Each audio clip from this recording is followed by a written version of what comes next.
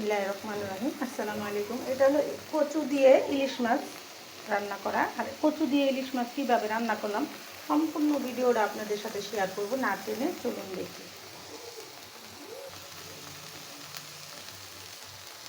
এটা হলো দুধ কচু।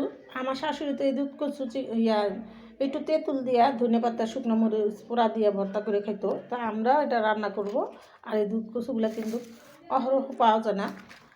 এগুলা যাদের বাড়িতে নিজস্ব বাড়ি আছে, বাড়ির আনাচে কানাচে লাগায় খেতে কিন্তু গুঁড়া মাছ দিয়েও মজা লাগে, শুটকি দিয়েও মজা লাগে।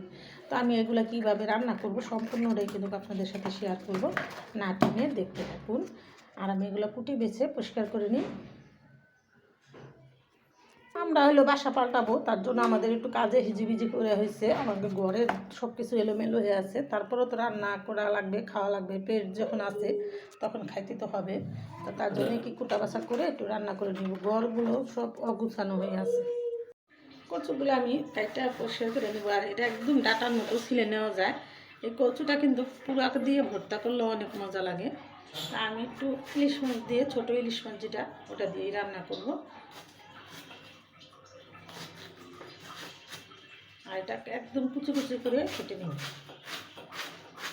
এই সাইজ করে সুন্দরভাবে কেটে নেব, টুম করে কেটে নেব।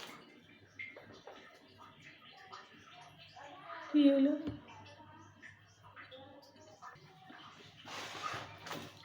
রান্না বান্না করার আগে সবসময় গুছিয়ে নেবেন, তাহলে কিন্তু রান্না করতে আর কোনো ঝামেলা হবে না। তো এটা আমি এরকম করে সিলে সব মোটামুটি কেটে পয়সা নিব, আর আপনাদের সাথেও শেয়ার করবো। না টেনে দেখতে থাকুন কীভাবে রান্নাটা করি। তো কচুগুলো আমার এখানে কাটা হয়ে গেছে, আমি এখন ধুয়ে একটু ভাপ দিয়ে নিব।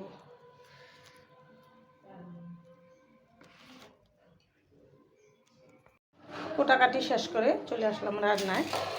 এখানে আমার কচুটাও সিদ্ধ করা হয়ে গেছে। মাটিতে একটু নুন হলুদ মেখে নিলাম, হালকা একটু তেলে বাইরে নেব।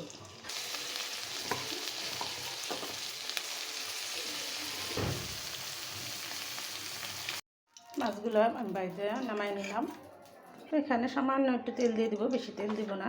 এখানে আছে পেঁয়াজ বাটা, কাঁচামরিচ বাটা আর রসুন বাটা।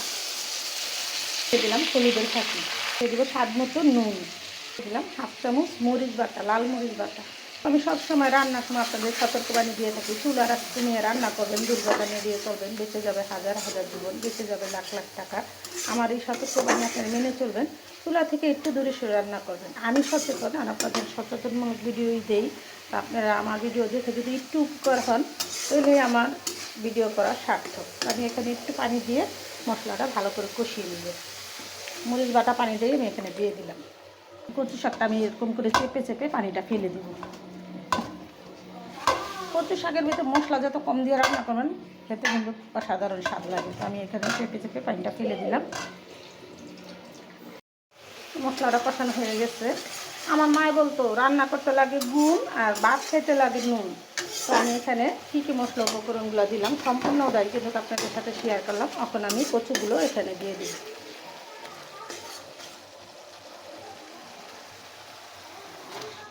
এটা হলো দুধ কচু। আর এই দুধ কচুটা কিন্তু কেমন ভর্তা, কাঁচা ভর্তা করে খাওয়া যায়। আমার শাশুড়ি তেঁতুল দিয়ে মাই খায়, একটু শুকনো মরিচ দিয়ে মাই খায় খাইতো। এগুলো গলা দেওয়া নয়। কচুর মধ্যে অনেকগুলো আছে, কান কচু যেটা কানে হয়, তো ওটা গলা দেওয়া না। শুকনো জায়গায় যেটা থাকে বোনা, সেই কচুটা গলা ধরে না। এই কচুটাও, এটা দুধ কচু বলে, এটাও গলায় ধরে না। তো আমি রান্না করলাম, কী কী মশলা উপকরণ দিয়ে কীভাবে রান্না করলাম সম্পূর্ণটা আপনাদের সাথে শেয়ার করলাম। না টেনে দেখবেন, আর এরকম কচু শাক একবার হলেও রান্না করে খেয়ে দেখবেন।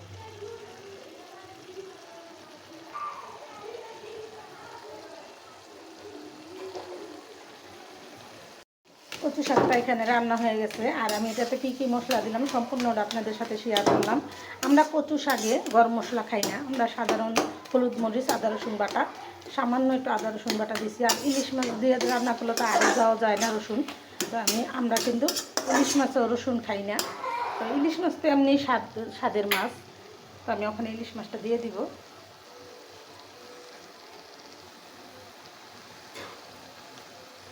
আমার হয়ে গেল ইলিশ মাছ দিয়ে, কচু দিয়ে ইলিশ মাছ রান্না করা। আপনারা এরকম করে ইলিশ মাছ দিয়ে কচু রান্না করে খাবেন। আর নতুন নতুন ভিডিও পেতে সাথেই থাকবেন। তো ভিডিওটা আর বড় না করে আমি এখানে রেখে দিলাম। আসসালামু আলাইকুম।